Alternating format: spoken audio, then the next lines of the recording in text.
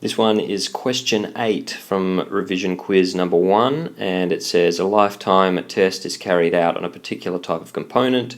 We had 13 components observed from time t until t equals 10, and then 10 components fail during this interval. The respective failure times are, and then it gives a whole bunch of numbers. The failure times are assumed to be IID exponential with hazard rate lambda. Determine the maximum likelihood estimate, lambda hat, correct to 2 decimal places. Alright, so let's have a look at which formula we need. So mean likelihood estimator, MLE, we need equation number 106. Equation 106, and it gives lambda hat is equal to 1 over 1 on R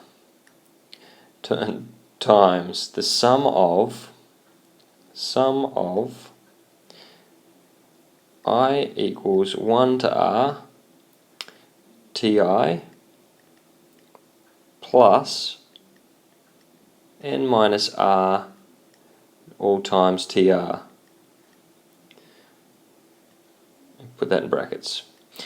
Okay, so what is that thing? So first, let's just go through these components one by one. The mean likelihood estimator, this is what's the most likely value for lambda, lambda being the parameter we use in a Poisson distribution, or it's also the variable that we use for, I don't actually know the answer to that. We're just finding this, we're finding that value lambda, the mean likelihood estimator for that parameter that we're going to be using for this distribution, to describe this distribution. Maybe someone can explain to me what exactly that is. I don't know at the moment. Okay, so 1 over that thing. What are all these parameters? So R is equal to the number of failures.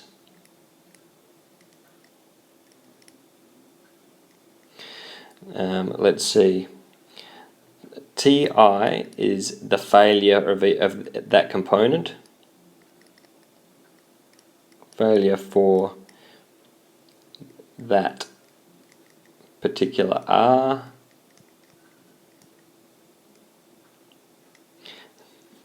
So the failure, the time for each failure. And then what do we got over here? So this is the bit that it can be easy to forget to add on. So it's n minus R, so the total number. So we started with 13 and only 10 of them failed. So n minus R is the number of components that didn't fail. N total components in test. And TR is I think there's another version of this where they call it T star. TR tends to be the final failure, whereas T star is the end time, or the time that you stop the thing, but it basically amounts to the same thing. It's the total amount of time that this test has gone for, or in this case 10. So all we have to do is say 1 divided by 1 on R, so we've got 1 on 10, well, let's just call that 0.1.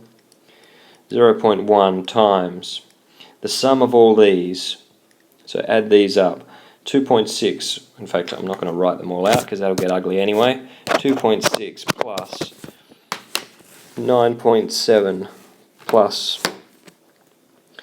2.6 plus 3.7 plus 0.2 plus 1.3 plus 0.7 plus 5.7 plus 3.1 plus 4.9, so it's 34.5,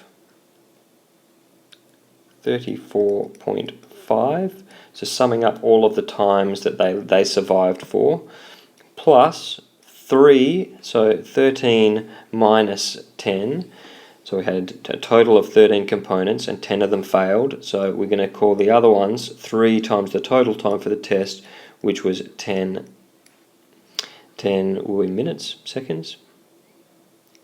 I don't think it told us. Didn't tell us, so we'll just call it units. So that's going to be equal to 1 over 0.1 0.1 times by 34.5 plus 30, so plus, well, no, multiplied by 64.5, which is equal to 1 over 6.45, which is going to be equal to 0.15. I hope, because that's the calculation I just put in. 1 divided by 6.45, which is equal to 0.155. So, and we're done. 155.